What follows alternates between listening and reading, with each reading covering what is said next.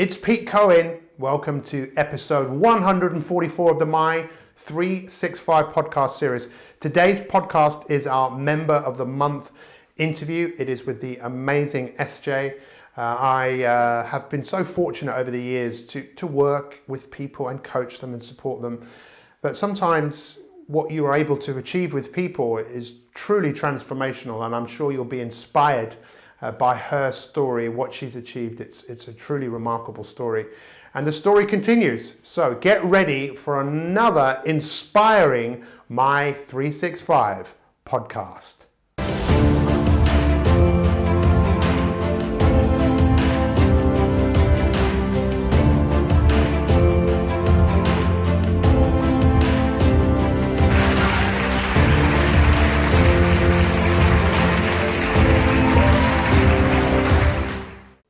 So it's episode 144 of the Mi365 podcast series, and it's our Member of the Month for September. And our Member of the Month is SJ. SJ, how are you? I'm awesome, thank you, Pete. Really, really well. Thank you so much. So I'd love to start off by asking the question, when I told you that we wanted you to be our Member of the Month, how did you initially feel? Surprised. I think we all go through, I can't speak for others, but I went through the emotions about why me? There's so many awesome people in the group, why me? Yeah.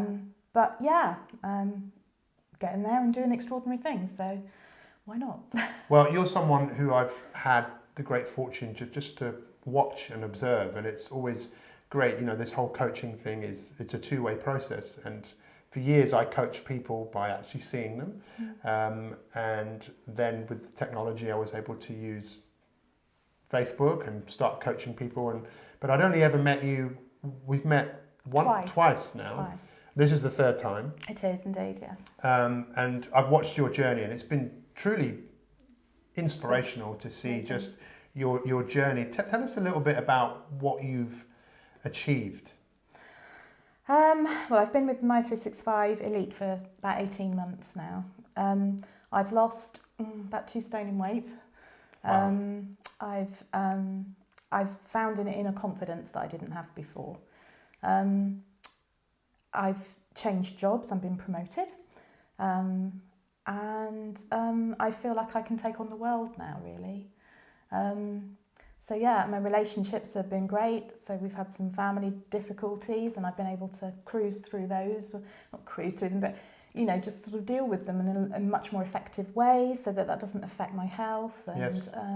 All that kind of thing. So for me, it's important to keep the balance in life, because I've got a very busy life. I do a lot, and for me, it's really important to be happy and healthy every day, and that's what I set out to be, and that's what I've achieved. Wow. So I think one of the things that you said there really stood out for me, and that's about inner confidence. What does that mean to be confident to you? I guess if you've never had a confidence issue, it's a bit of a weird thing to describe. So Yes. I've always been outwardly, everyone thinks I'm confident and bubbly and very active. Inside, I had a lot of conflict. So it's about addressing that conflict and where that conflict comes from through lots of experiences through my life. So I've had a lot of, I would say I've had an interesting path in life, really. And I've made life quite difficult for myself at times, because I've never trodden the path that other people expect me to. So in terms of other people, they think that I'm a bit odd. Which is fine, and I always felt that pressure. Yes, in almost like it was wrong to be odd, but Yes. part of you wanted to be odd, Yes. but another part.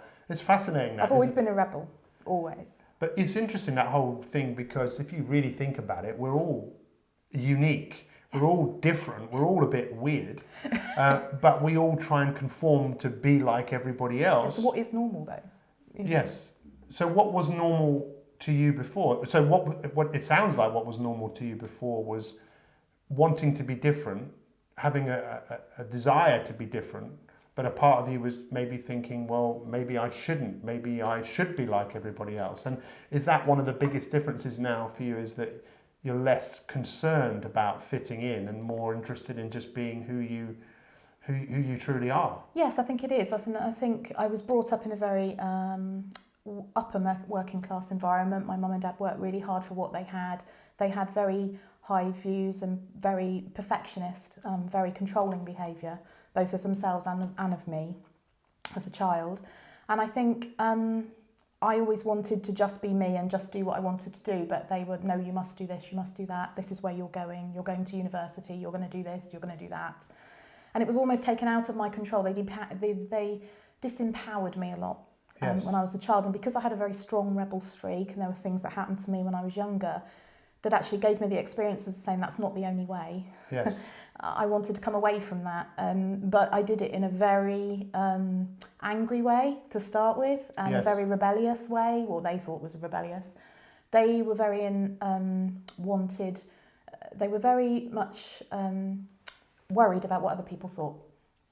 So it was all about pleasing the neighbours, making sure the neighbours were happy, you know, having an immaculate house, having an immaculate garden.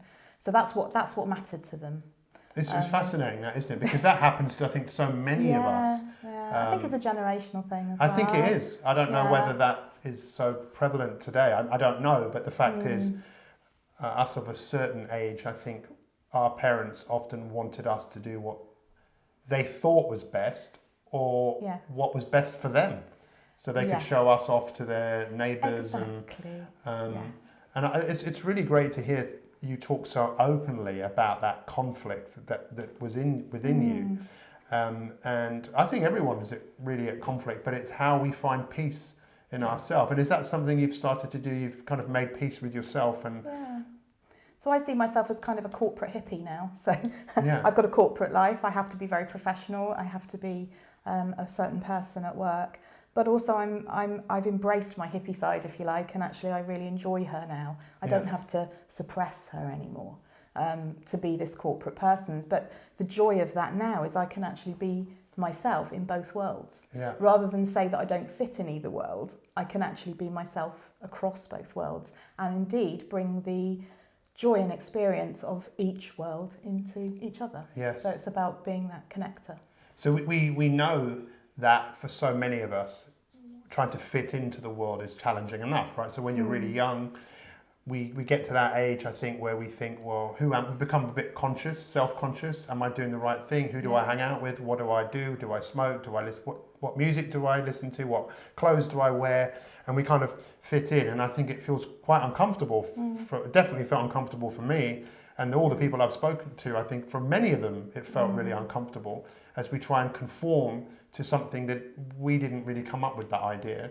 And can you relate to that? And did you kind of get to the point of, it's hard work, right? It is. And I think there's a big generational gap between myself and my sister, let alone myself and my parents. So I was the youngest child. My sister's 11 years older than me. So what was necessarily right when they brought up my sister wasn't necessarily right 11 years later for myself. So I lived in a very different world to my sister, and I grew up very differently.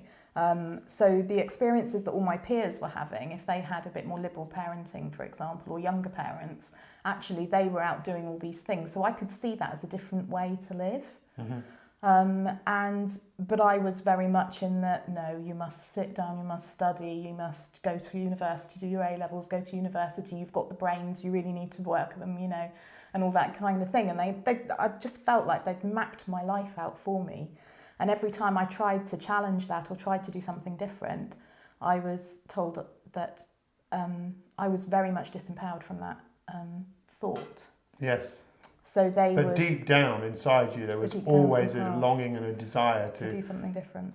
And what does that mean, to do something different? What is it that you feel that one of the things we talk about a lot is about people finding their purpose. You know, what is it that you were put on this life to do? And I know one of the things I've said a lot, which is, you know, what's the meaning of your life?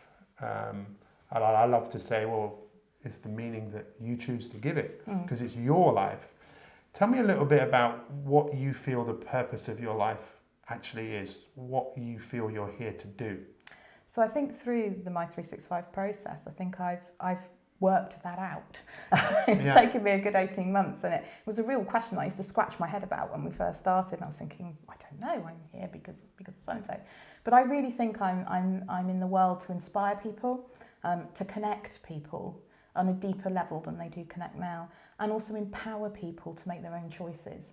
So, and that's very much what we need in the world. We have so many big leadership stuff that happens to us and those external forces, but we don't have to work and live in that way if we don't want to. Yeah. And I think as soon as you wake up to that, and you can be yourself, yes, you have to consider the constraints, but actually you don't have to live within them, and you can live your life how you want to live. And it doesn't matter what people think of you, it's what you think of yourself that matters. Yes, it's very profound, isn't it? And I have to thank you, because I know lots of people will be listening to this and watching this who maybe are just new to the whole Mi365 thing, but there will be a lot of people listening to this who are already in that space with us, this coaching community. And I really want to say how appreciative I am of you, because you're someone who shows up. And for me, showing up is what life is all about, showing up. What does showing up mean to you?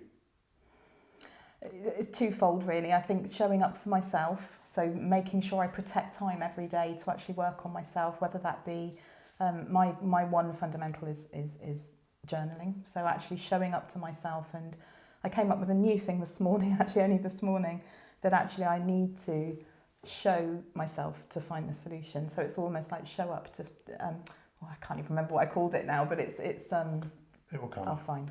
Yeah. But yeah, it's just showing up to myself and externalizing everything that's going on internally. Yes. Actually helps me to see it much more clearly. And de-emotionalize it. So actually you're not going round and round in circles in your head, you're just writing it down and actually, oh yeah, that's why I feel like that. Yeah. And it actually helps you to find your feelings. When I first started with Mi365, I couldn't feel. Not really. There were certain things I could feel good about, like my husband and, my relationships, but things, I used to suppress everything with food, which I don't anymore. So. And what were you suppressing? Do you think? Oh, I don't know. Lots of different things, I think. There's lots of stuff. I'm very afraid of anger. I found that out. I still am dealing with that. But because I feel like I live on a different plane now. And when I am in conflict, I see it so clearly, yes. Because it's not in my life most of the time. I think you make such a good point there about the fact that you're still working on it. Because this is the thing. I think we're always... unfortunately, or fortunately, I suppose it depends how you look at it, we're always working on ourselves. Yeah. It's like when people talk about work-life balance as if you've achieved it. No. It's something that is always... Yeah. But that's amazing, because it seems like what you've been able to do is you're empowered to be able to step back and see what's going on, as opposed to... So you're working on your life as well as working in your life. Is that how you would kind of look at it? Yeah, so I protect an hour every morning to work on my life, and then I play in my life, if you like, and test the stuff that I'm learning in my life and with relationships that I have, or, experiences that I have. And life is very much about experiences for me. They're not good, bad, indifferent. They're about actually being curious and almost mischievous about looking about, okay, so what does that actually mean in my life? You know, and how can I apply that to me? I'm very much what you call an applicator. Yeah. So I will take what I learn and then I'll think, through my day, how could I apply that? Or how could I practice that? Or how could I do it? And then what do I learn from that? And how can I do it? And there's so many layers to us as humans. We are fascinating creatures. Yes. And there's so many layers. And we are like ogres, if you like, or onions. We have layers. Yeah. So every layer that you take off, there's another layer underneath. So that's where the constant work comes. And whether we ever find that inner core, I don't know. I don't know the answer to that, and I don't think we will. But you just enjoy working on it. But I just love doing it. So. I really, really love and resonate massively with that whole thing of, I wake up every day and I'm working on my life, and then I go out and I'm in my life, and it's all just like a game, and just things are happening, and I will use that information to what? To make things better, to learn, to grow? Yeah, so to learn lessons and to grow and change and see how you show up to yourself. Yes. So you were talking about showing up in how you show up in the world. I now write a diary in the morning about, particularly if I have a challenging situation, how I want to be in that situation. So I actually picture myself in that situation, and what do people need from me? Yeah. What can I add value to? So it might be that someone's in conflict with someone else. who do I need to be able to help them, to add value to that? It might be that I go away from it and I don't get involved in it. It might be that I sit there and I help them, but it's about actually how do I add value to that? And if I haven't added value, that brings conflict in me, and then I will go away and I'll think, okay, so why did that give me conflict? Why am I feeling like this? And what could I do better next time? Yeah. You know, when you talk to like famous people or celebrities or sports people who have achieved things, I think sometimes we get inspired by listening to those people, but the reality is for most of us, we are not going to do that. We're going to live a life like the life that you're living, the life I'm living, which is just looking to get by, looking to make a difference. And you're what I would call like a modern day hero, someone who, well, we know what the word hero means, right? It's the protector, but you're looking to the Greek word, heros, protector. You're looking to protect yourself first of all, and make sure that you're okay, in order to make others okay. But I think that in itself is another area that some people think, well, I don't want to do that. Why do you think people find it hard to take care of themselves and develop themselves? I think sometimes you don't want to know what's inside. You really don't want to face it, and that's okay. There are some things that are so deep that you can't... And you maybe need some help. That you need some help. Yeah. I absolutely firmly believe anyone who works with me, I encourage them to have a mentor or a coach. Yes. I need a coach. I think everybody does in their life, and I do firmly believe that. Not because I'm just training to be a coach, but because I really, really see the value of it, and it's what's important to that person. So, you know, I'm not shy in coming forward. I never have been. I'm quite outwardly confident, and the fact that I can talk about my inner self in a public forum is amazing to me. It means I can feel comfortable with myself. Yeah. In well, company again, of I have others. to, appreciate you for doing that, because I think people need to hear from people like you, because everything you've done is something that anybody else really can do. Anyone can do it. But it's so fascinating, that whole thing of not wanting to look inside because we're frightened about what we might see. But I think pretty much everything that we see, we've already survived because we're here. So it can't be that difficult. But I suppose, you know, everyone is different. There is only one way, right? Which is your way and my way. Yeah. I don't think anyone really likes to be told, even though some people tell me, but I think often there's something inside us that we don't want to be told. This is a deep philosophical question, but we've already gone quite deep, so why not go a little bit deeper? Okay. What do you think we were put on this earth to actually do as human beings? Your opinion? That's really interesting. I haven't thought about that before. Well, that's why I like to For me, ask these it's questions. I've not prepared you for anything I've said. You know? No, I know. I think it's about connect. For me, it's because of my inner and my values and my beliefs. I think it's more about connecting. So it's about connecting to provide something. So we have things like, if I can contextualise that, we have things like Star Trek.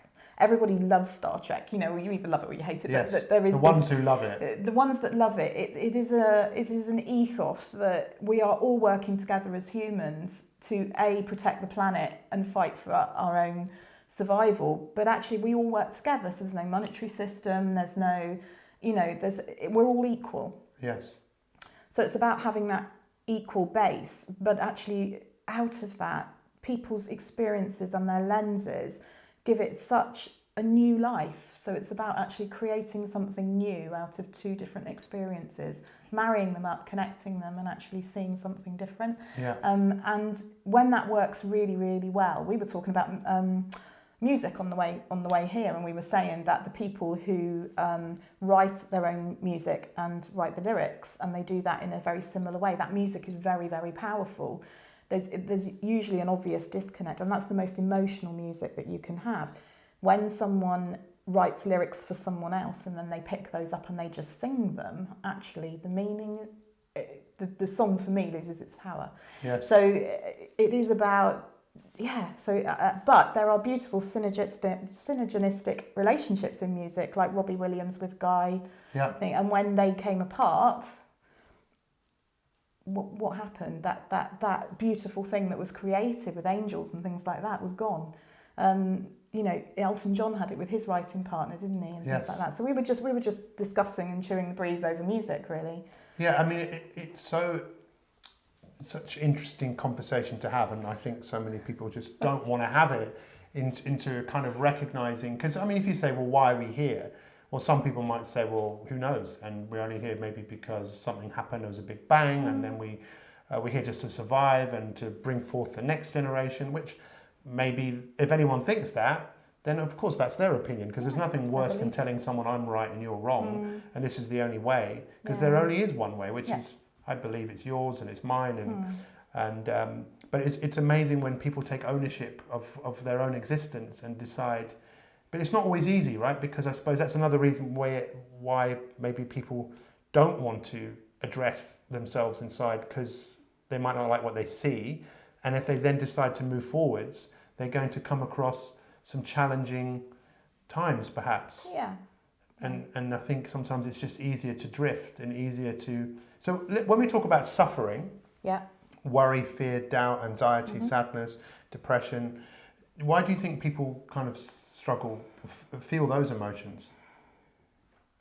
I find that a really difficult question to answer, because I don't do that very often. Yeah. So from my lens, I've always been, I'm a survivor. I've gone through massive changes in my life, and made my life very difficult at times. But I've always been able to pick myself up the next day and see the next step. Whereas a lot of people stay in that anxiety and depression. I've had depression once. Yes. But I knew I was depressed, and I stopped myself and I pulled How myself did you do out that? of it. I asked for some help, basically, and I think that's what people don't want to do, is ask for help. They think they need to find the solutions themselves. Yeah, like it's a weakness to ask. It's weird, isn't it? Because so many people like to help, but we don't like asking for it. Yeah, but I find the more you know yourself, and the more you know that inner core, and the more you know how you can add value to the world, when someone asks for help, you are willing to give it, because actually you know that it will help. Yeah. But if you're not sure about your own inner core, you let other people pull you around and do different things to you. So and then you let that affect your behaviour and your feelings, and you become, I mean, for me, I become very judgmental and belligerent and and all that. Whereas and that was what I wanted to lose through Mi365. I knew that I became that, but it was just a learned behaviour. Yes. And it's about changing that lens from that to love, gratefulness, kindness. So you talk about the lens. I want to explore that with you, but just tell us a little bit about what the Mi365 experience has done for you. How has it helped you?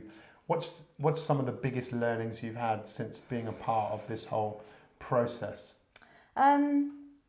Finding my inner confidence, and not being afraid to speak out about how I feel. Yes. And that's a really big thing.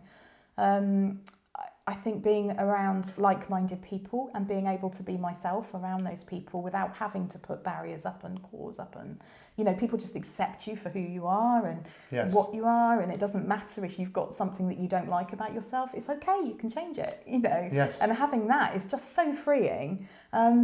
But you learn from that. You learn from changing yourself, and again, seeing things differently, really. Yeah. So because you've made some pretty big friendships with people through Mi365, people that you didn't even know before, right? No, that's right. What's that been like? Oh, it's been awesome.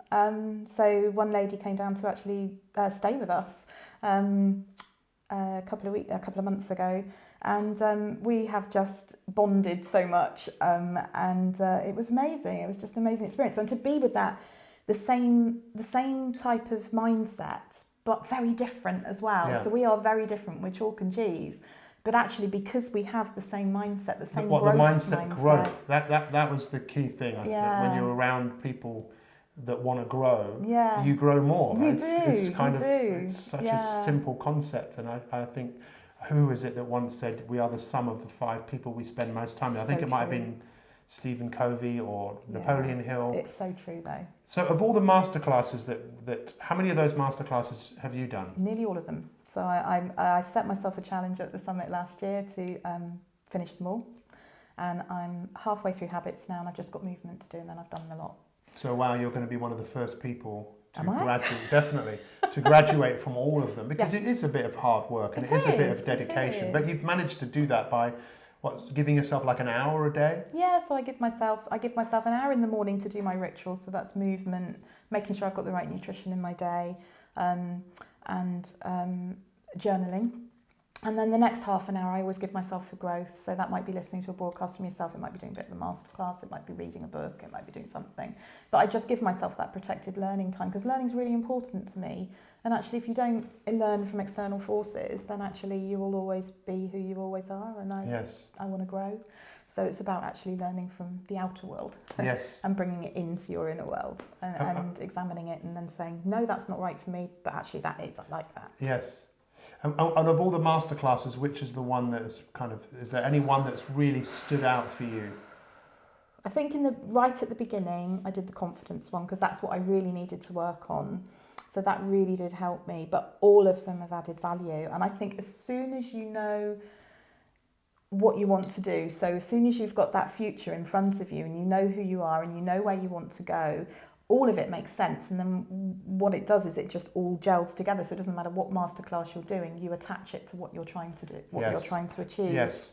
Yeah, that's where it grows for me. And then everything you say, even if you're repeating it ad infinitum, it's fine, because actually you're looking at it from a different lens, because you're changing that lens every time you learn something. It's fascinating, isn't it? Because sometimes you can hear something a number of times, and then every time you hear it, you hear something different to what you heard before. But I loved what you said about the growth in terms of knowing there's a destination, knowing that there's something that you're working on, so that everything you do, you're looking to grow that.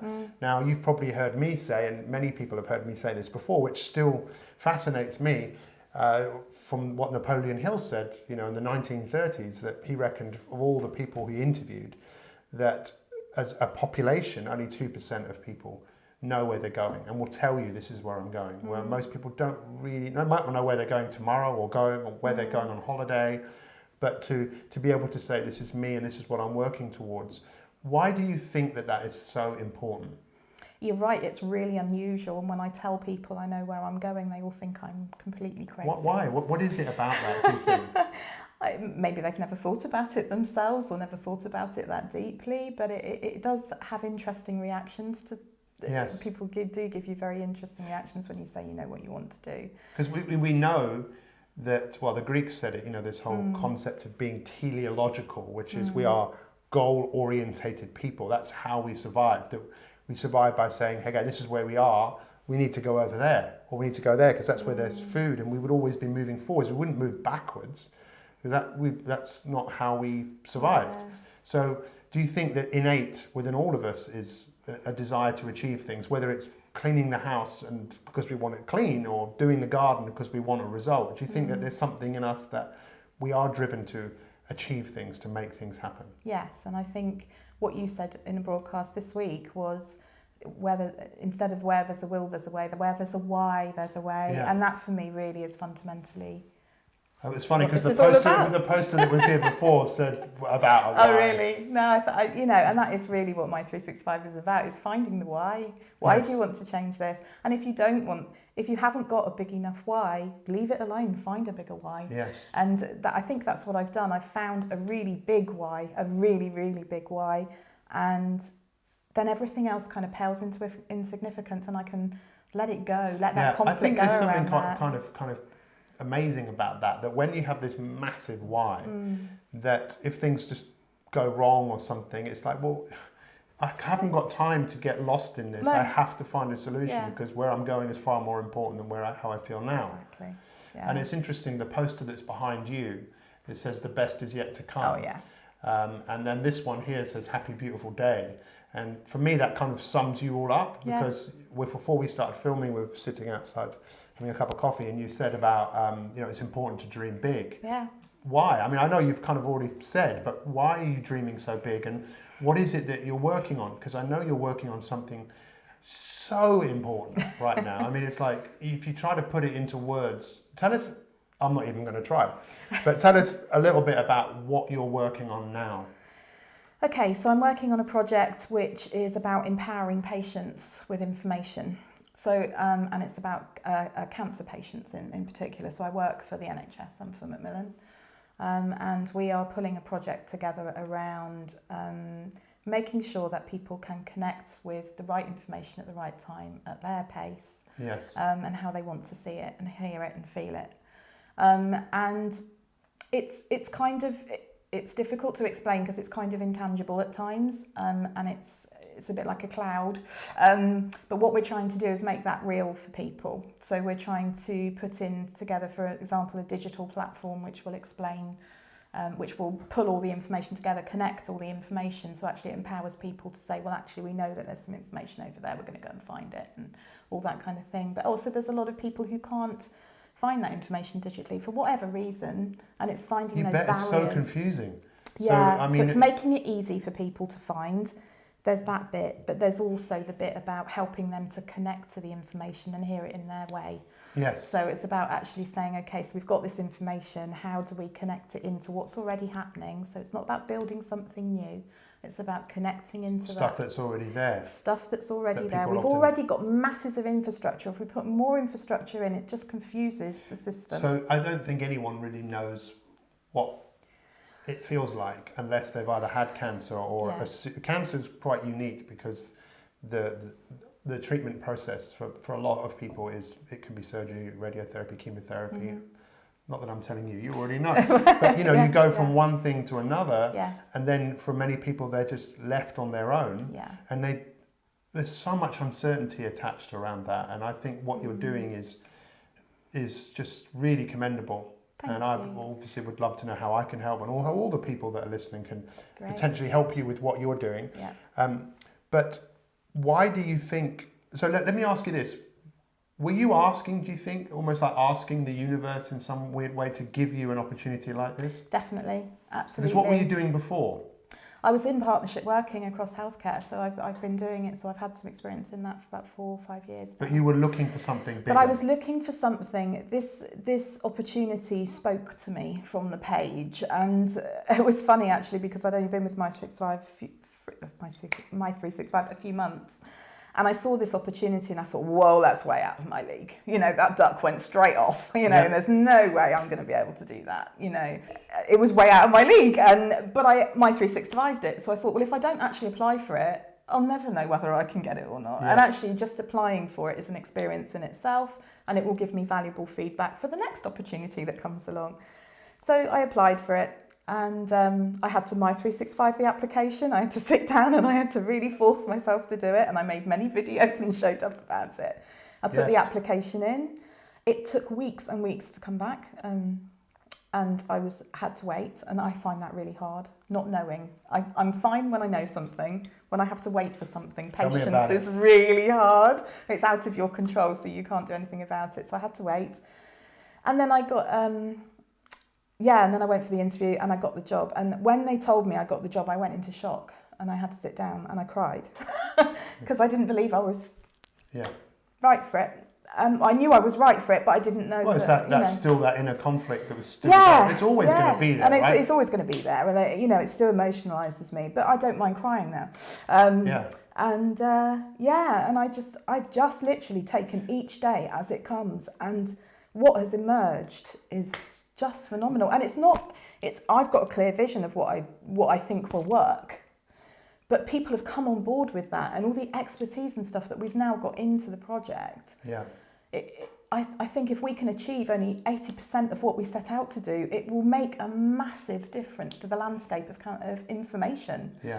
Well, it's another such a great thing where you help people and then those people go on to It's empowering them to be able to change. Well, actually, I don't know whether you've seen, but behind where we're filming, there's a couple of pictures of my coach who, for 16 years of my life, helped me in ways which, you know, you couldn't even put into words, and be able to pay it forwards. Why do you think it's important to pay it forwards, if there are words to describe that? The funny thing is, if you feel that you add value and you know where you add value, paying it forwards is just such a gift. And it's a gift to you because actually you know that you add value and you know that you're doing something worthwhile. So it makes you feel good, and it makes that person feel good as well, because they're able to take this thing and think, wow, I didn't think of it like that before, or no, that really makes sense to me. Let's move that forward. And they will do it in a completely different way to what you would do it. But as long as the outcome is what as long as the outcome is empowering the patient, Yes. that's the outcome. Yeah. You know, and it doesn't matter how we do it, it's the outcome of making sure those patients can connect with the information in the ways that they need it to. Yes. And that's the outcome. And just being kind, you Yeah. know. So I just want to thank you so much. Let's just finish off by me asking you, what would you say to people that are considering working with Mi365? Why should someone do it? Oh, I think if you've got the slightest interest or you've got a problem or anything that you need to change, if you want to change anything in your life, Mi365 is the answer. It really is. You will do it in your own way. Yes. You will take the tools and the techniques and you can examine them, pick them up, put them down, take what's valuable to you and leave the rest. And it's just mind-blowing what can be achieved. And we're now seeing in the community that everyone's, you know, you can see people flourishing. Yes. And actually when you see others flourishing as well, it's just amazing. It really is. So actually when this goes out, which I think is not next week, it's the week after, which is brilliant because it means people will be hearing this, and the week of the summit, which is our third summit, of which you'll be at as well. I certainly will. So we'll be getting you out in front of everyone if that's okay. Yeah, that's fine. Try to keep me away. Yeah. But thank you so much for being on this journey. You know, you are the reason that I get up every day is to inspire people just like you who want to go on and inspire others. So I'm excited to see where this future goes, especially with the work that you're doing, because there really is a massive need for that. There is. So thank you for being here today, and thank you for being our member of the month. If you're inspired by SJ as much as I am, please leave a comment, please share this. I think the more people hear stories like this is a real story. This isn't EastEnders. This really happened. You know, this is happening. And I appreciate being able to share your story with people from all over the place. Oh, so thank you. Thank you. We'll see you next time for another Mi365 podcast. Take care and have a happy, beautiful day.